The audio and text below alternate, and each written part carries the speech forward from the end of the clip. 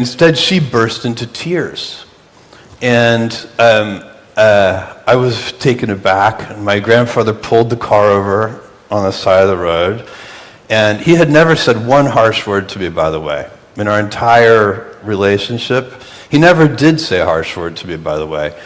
And so he pulled me around, he took me out of the car, and took me out to the back side of the car. She's still in the front seat, tears coming down her cheeks. And he said to me, I had no idea what he was going to say, and he said to me, Jeff, one day you'll understand that it's harder to be kind than it is to be clever.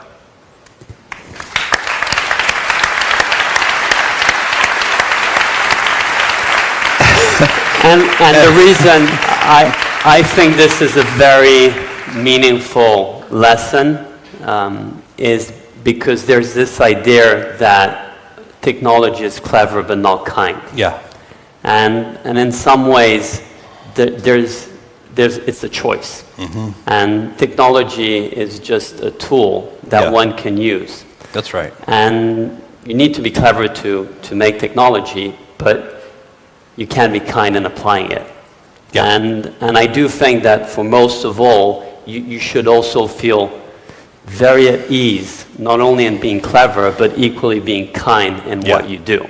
Yeah. And the demonstration of what you've built and what Amazon is doing, and in similar ways, different conversations over the years we've had of this idea that business is a harsh environment, there's a very important humane side of it. Yes. And then what we do is really we put technology and cleverness to the service of others. Mm-hmm. And you can do that in a way which is kind and valuable. Yes. And I think long-term thinking squares these things. So whenever you're in a situation where it seems that the short-term, you're doing a business deal with someone, and if you think you're never going to deal with them again, then maybe you would come to a certain answer. But if you realize, I'm probably going to deal with this person for the rest of my life in one way or another, you come to a different answer. And so long-term thinking, whether it's with your customers or your business partners, or even with family members and loved ones, thinking about, okay, what do I want this to be like, not just right now, but 5 years from now, 10 years from now, 20 years from now. So in retail, I would always rather lose a sale than lose a customer, and you're thinking long term. And shareholders and customers and the business, everyone is aligned if you think out 10 or 20 years. And that is also important in moments like the ones we're living, where there's a lot of uncertainty, a lot of angst. If you just get devoured by now, you'll lose the optimism for tomorrow. And I do feel that if you do look at long term, and if you think on decades rather than months, yes, what matters today is important for 10 years. Yes. And if you have that idea that 10 years things will be better and that we will have made progress, it helps today, and it does relieve a lot of angst. It also helps you decide what to focus on. So if, in a world that's rapidly changing, and because of AI and all the technologies we have and the dynamism in the world, so many things are changing, and they're changing so rapidly. So if you think long term, it forces you to think, what are the points of stability? What is not going to change? And one of the things that changes very slowly is customer needs. And so you can build a strategy around customer needs that will have durability. It will be durable in time. So an example, Amazon is that customers like fast deliveries. And so you would never expect 10 years from now, it would be impossible to imagine a customer saying, I love Amazon, I just wish you delivered a little more slowly. Or, I love Amazon, I just wish your prices were a little higher. Or, at Blue Origin, I love your rockets, but I just wish they were a little less reliable. And so these ideas, these big ideas that are customer based. They start with the customer. It's an idea that is in the customer's brain. Those are the ones, because human nature doesn't change rapidly. And so what we as customers want tends to change slowly. And if you base your energies and direction and strategies and tactics, everything that makes a company effective around those customer needs, then you can change the details of how you get there all the time, because the world is changing so rapidly. The technologies will change, your competitive set will change, everything will change except those needs. And so that's another way that long-term thinking is protective, because it forces you to think about the real customer needs, to center those as your big ideas, and then put energy into them in 100 ways, and to be very dynamic. I'd always say be stubborn on the vision and flexible on the details. And you have to be, because the world is changing and you change your mind. I've noticed that people who are right a lot change their mind a lot. People who are wrong a lot are very stubborn on the details. And that is also self-awareness of how reality is, rather than how one would want it to be. This is so true. You know who's undefeated? Reality. Reality wins every time. It's a completely undefeated.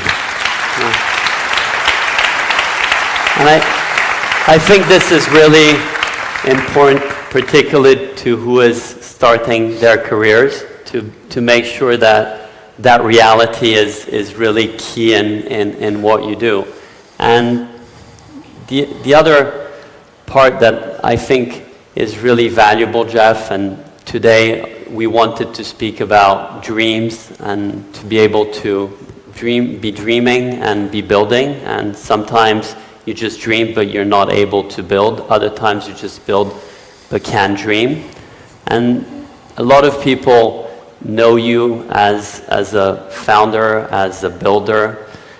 But the reality, and I've been fortunate to know part of that reality well, is the inventor. And Amazon was an invention. Mm-hmm. Blue Origin is an invention. Mm-hmm. And there are many inventions that you've been making, and that's what really is interesting for you.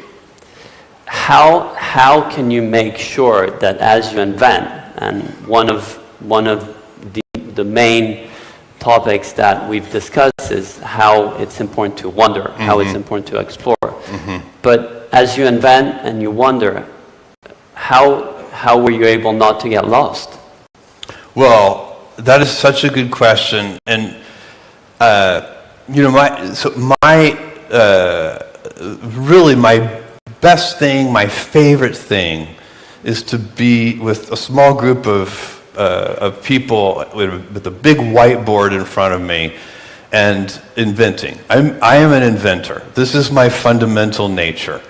And I remember one time, we had an executive at Amazon for many, many years, a guy named Jeff Wilke, who was instrumental in the success of the company. We've been gifted with a large number of fantastic executives, including Diego Piacentini, who I think might be in the audience somewhere. And thank you, Diego.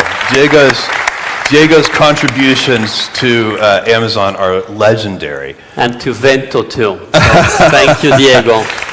And so one day in the early days, because I literally put me in front of a whiteboard and I can come up with 100 ideas in half an hour.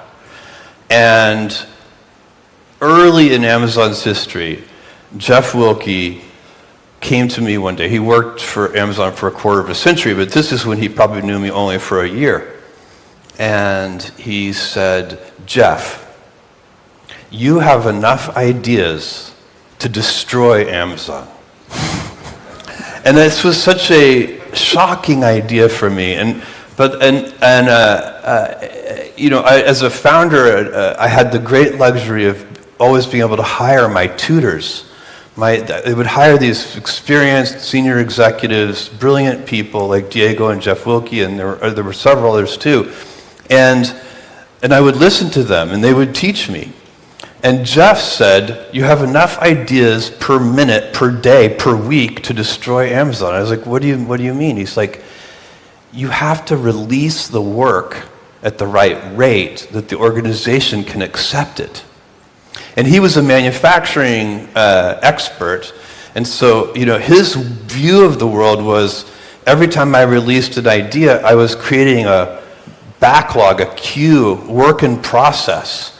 And because it was just stacking up, it was adding no value, and in fact it was creating distraction. And so he said, look, you have to figure out when to release these new ideas at a rate that the organization can accept them. And this sounds so obvious, but it was not obvious at the time to me. And this was a profound insight for me.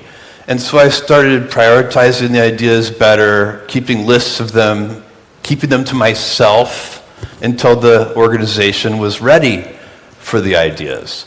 And then I also started figuring out, how can I build an organization that can be ready for more ideas?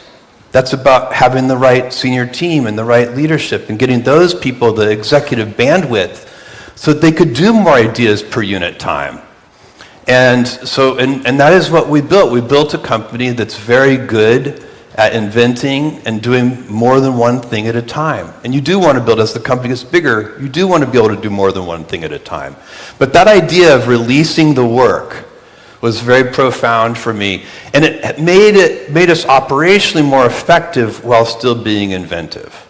And you think you're a better inventor on the back of that? So the actual inventions that... Probably, because it also forces you, if you are releasing the ideas through time, it forces you to prioritize them better. You end up sharpening the ideas better.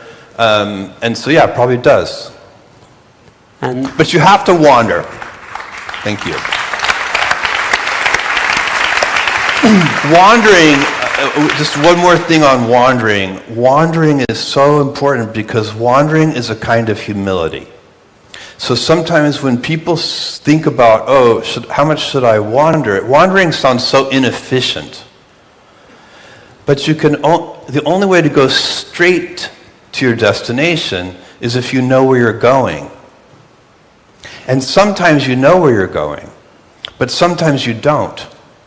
And so wandering is that acknowledgement that in life and in business and in exploration and in invention, in building a company, a lot of the time you can see the mountaintop, but you can't see the trail. And you have to explore, and you have to wander. It may feel very inefficient, but it's actually very valuable. And it's really a recognition, it's a humility that you don't know where you're going. But inventing...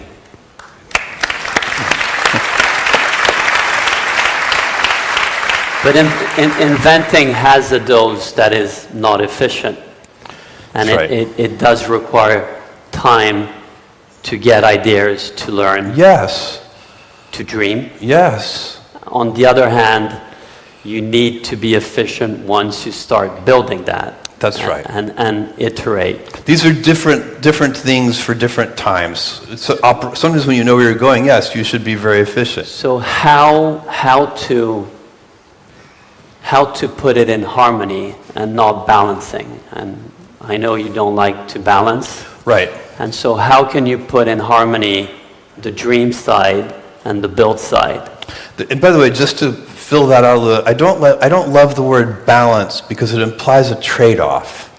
Like I've often had people ask me, how do you deal with work-life balance? And I'll say, I like work-life harmony. Because if you're happy at home, you'll be better at work. If you're better at work, you'll be better at home. These things go together. No trade-off. It's not a strict trade-off. And it's true, I think, for exploration, but also determined execution. You just need to do both, and they actually do feed each other. It's the things that come out of the execution give you new data and new ideas about what the next step should be in your exploration. So the two things don't work against each other. They work together. And how...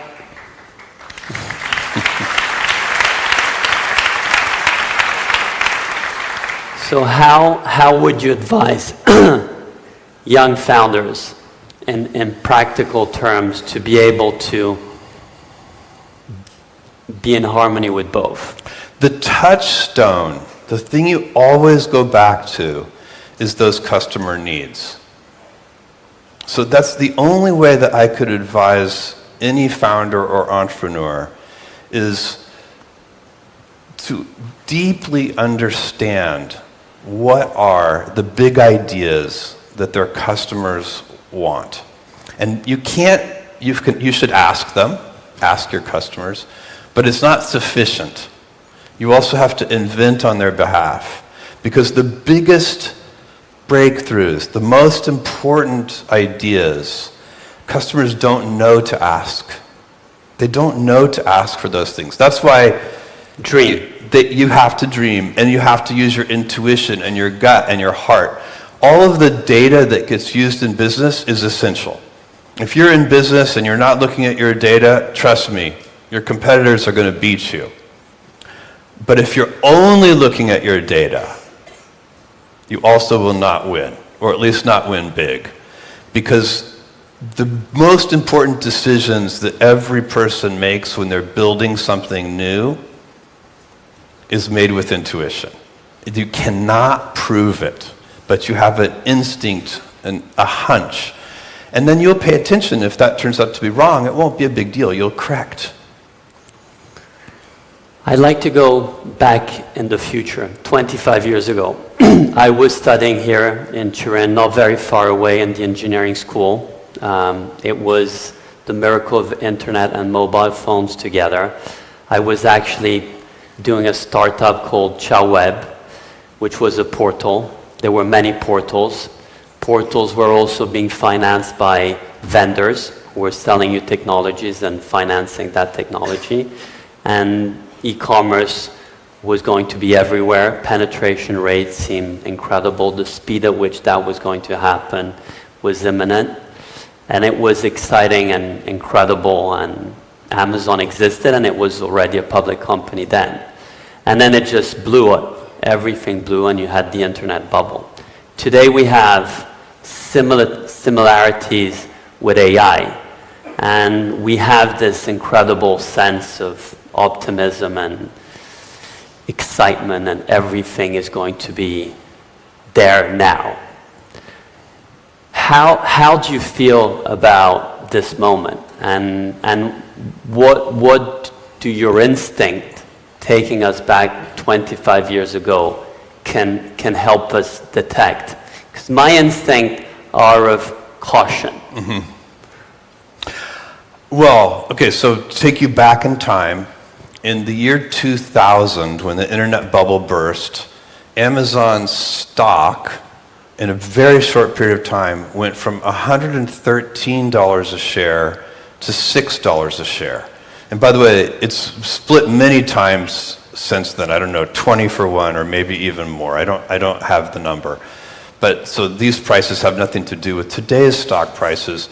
But to go from 113 to 6 in a short period of time was very concerning, and shareholders were upset, employees were nervous. We had all of our employee base, their parents were all calling our employees and saying, "Are you okay?"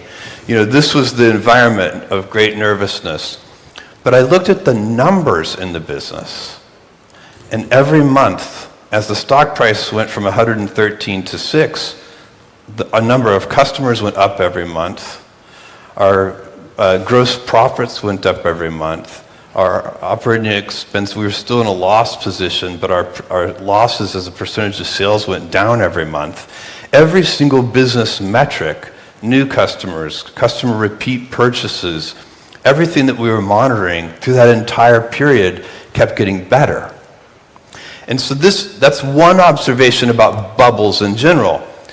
The fundamentals can be disconnected, the fundamentals of the business. And of course, as entrepreneurs, you're focused on the fundamentals of the business. The stock price is an output, an ultimate output that you actually have very little control over. Benjamin Graham, the great investor, is famous for saying, in the short term, the stock market is a voting machine. In the long term, it's a weighing machine. And so as founders and entrepreneurs and business people, our job is to build a heavy company, We want to build a company that when it is weighed, it is a very heavy company. We do not want to focus on the stock price. And so that is, that will be misleading because it can be disconnected from the fundamentals. And when bubbles happen, so that's one thing that happens. The second thing that happens when people get very excited, as they are today about artificial intelligence, for example, is every experiment gets funded. Every company gets funded. The good ideas and the bad ideas. And investors have a hard time in the middle of this excitement distinguishing between the good ideas and the bad ideas. And so that's also probably happening today. But it doesn't mean that anything that's happening isn't real. Like, AI is real, and it is going to change every industry. In fact, it's a very unusual technology in that regard, in that it's a horizontal enabling layer. Today we talk about AI first companies like OpenAI and Anthropic and Mistral and so on and so on and so on. There are so many startup companies that are kind of AI companies of various kinds. And that's normal for this phase. But that is not the biggest impact that AI is going to have. The biggest impact that AI is going to have is it is going to affect every company in the world. It is going to make their quality go up and their productivity go up. By every company, I literally mean every company, every manufacturing company, every hotel, every, consumer products company, et cetera, et cetera, et cetera. And so that is hard to fathom, but it's real. There is no doubt. We don't know how long it will take exactly. We don't know how quickly that transition will occur. It'll probably occur at different rates in different industries. But that is very real. Now, what the stock market does, which is when we think of bubbles, we think of valuations and market caps and things like this, and how many billions of dollars are being invested in these 6 people at a $20 billion valuation, even though they just started yesterday, right? That's very unusual behavior. Investors don't usually give a team of 6 people a couple of $1 billion with no product. It's rare, and that's happening today. But the great thing about industrial bubbles, this is a kind of industrial bubble, as opposed to financial bubbles, and I'll tell you what I mean by that. If you go back, like the 90s had a biotech bubble, and there were a bunch of pharma startup companies that were designing drugs and using new techniques, and the world got very excited, the investment world got very excited. As a group, they all lost money, but we did get a couple of life-saving drugs. A bubble like a banking bubble, the crisis in the banking system, that's just bad. That's like 2008. And so those bubbles society wants to avoid. The ones that are industrial are not nearly as bad. They could even be good, because when the dust settles and you see who are the winners, society benefits from those inventions. They still get those life-saving drugs. And that's what's going to happen here too. This is real. The benefits to society from AI are going to be gigantic.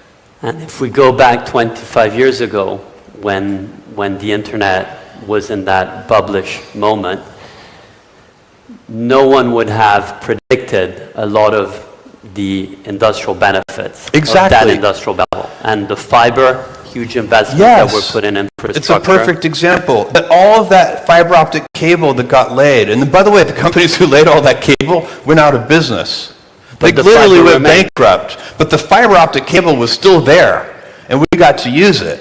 And the telco companies who owned the customers and who had a very strong moat ended up not being the companies that emerged. That's right. And a lot of the infrastructure that was laid for e-commerce ended up actually working. Yes. And in some ways, what is really important in the moment we're living now is, on one side, to be extremely optimistic that the societal and beneficial consequences of AI, like we had with internet 25 years ago, are real and there to stay. 100%. And by the way, it's not even just AI.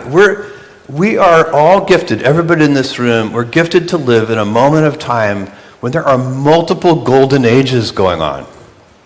So space travel is in the middle of a golden age. AI, and AI is several different things, by the way, middle of a golden age. Robotics, middle of a golden age. It's extraordinary. There's never been a better time to be excited about the future. And as I said earlier, thank you.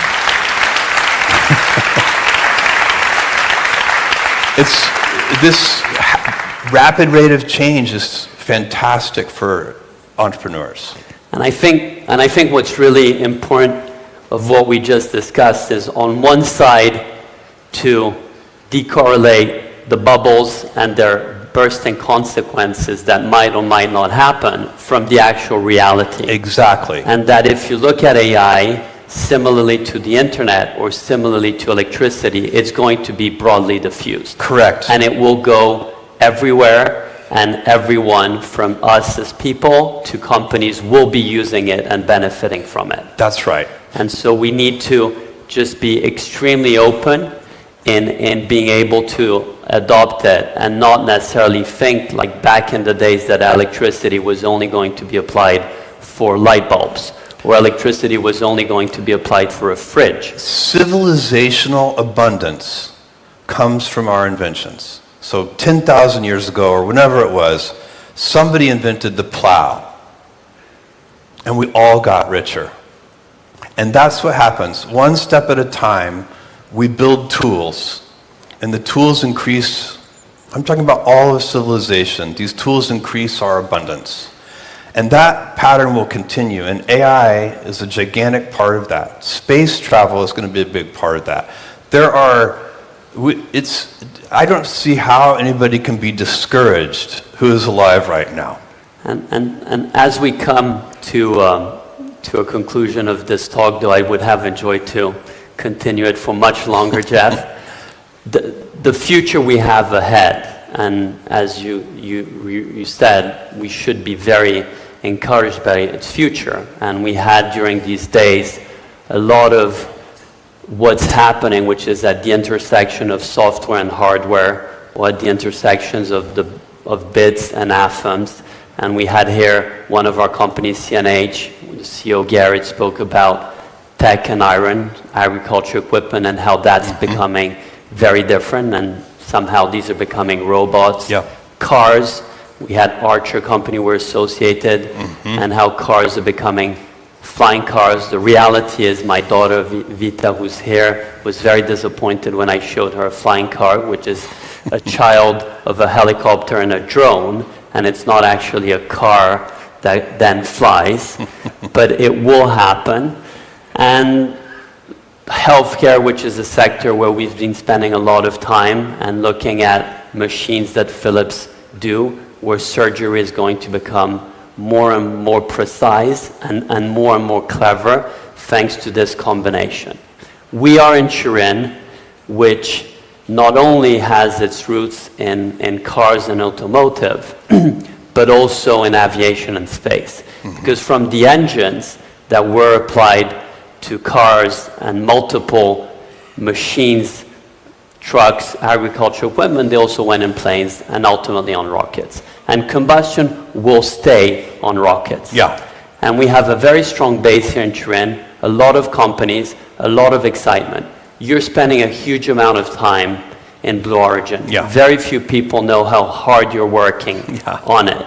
And the truth is, you haven't really stepped down. On the contrary, you just went much faster forward. Can you tell us a little bit about how the world looks like 10, 50 years from now?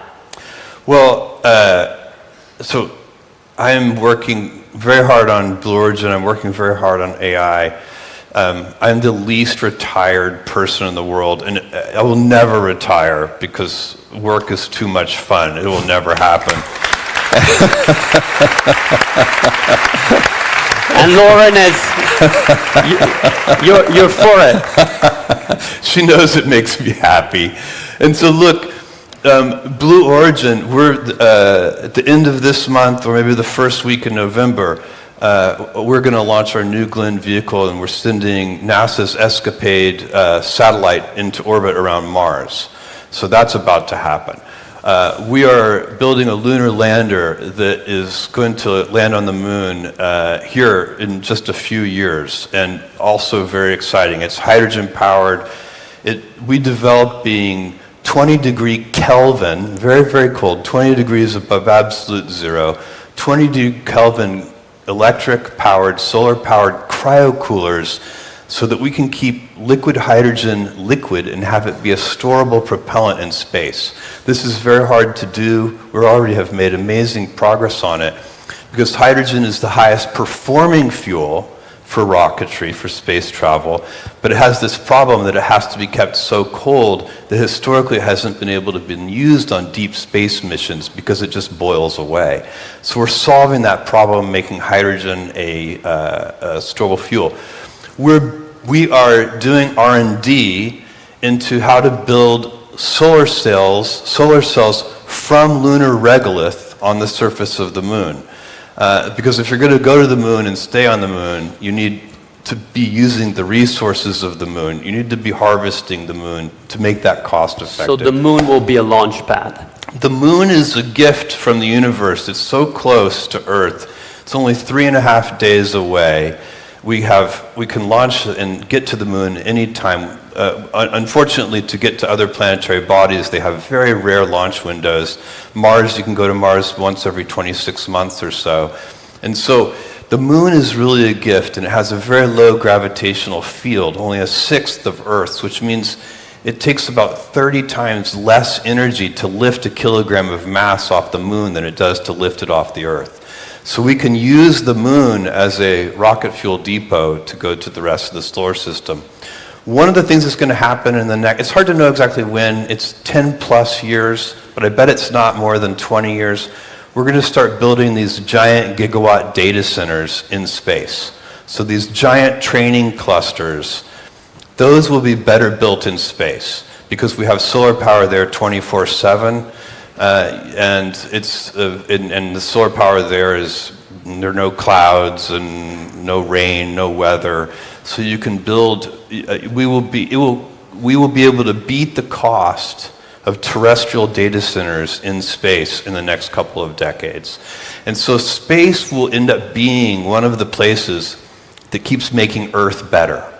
It already has happened with weather satellites. It's already happened with communication satellites. The next step is going to be data centers and then other kinds of manufacturing. And will we be able to travel on Earth faster? Yeah, I think so. Eventually, this is very challenging. This kind of hypersonic travel on Earth, and down. The point-to-point ballistic travel. It doesn't break any laws of physics. It's difficult in some ways. Rockets tend to be very noisy, so people probably don't want them like in their downtown areas. So we'll have to figure out exactly how that works. But there may be other ways of doing hypersonic travel too. So I do think that will happen. And living in space, when do you think we'll be living in space? Well, I believe we'll have in the next kind of couple of decades, I believe there will be millions of people living in space. That's how fast this is going to accelerate. It's interesting too because they'll mostly be living there because they want to. Our robotic technology is getting so good. We don't need people to live in space. Anything that we need done, if you need to do some work on the surface of the moon or anywhere else, we will be able to send robots to do that work. And that will be much more cost effective than sending humans. And if you were to advise a movie or a book of sci-fi that's, in your view, more truth to what we expect, what would that be? And I'm asking because I know you love sci-fi, and I've been so disappointed myself of seeing how you always read and see these movies and it never happens.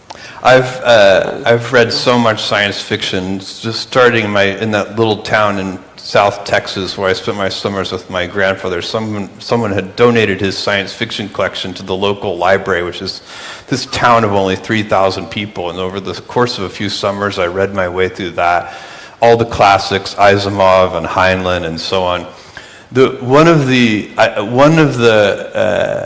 Something that I would recommend is the Culture series, only because it has such an interesting utopian take on the intersection of humanity and artificial intelligence. And I think there's so much talk about that right now. Not that this is the way it's going to be or anything, but it's just a very interesting way to think about these super intelligences. We didn't have time to talk about that, but I find so many people nervous or anxious or even a little discouraged or depressed by thinking about these coming, right now computers can easily beat us at chess. Once they can beat us at anything, do we have meaning in our lives? I think the answer to that is 100% yes. We will still have meaning in our lives. Grazie. Thank you. Thank you, Dad. Thank you. Thank you, John.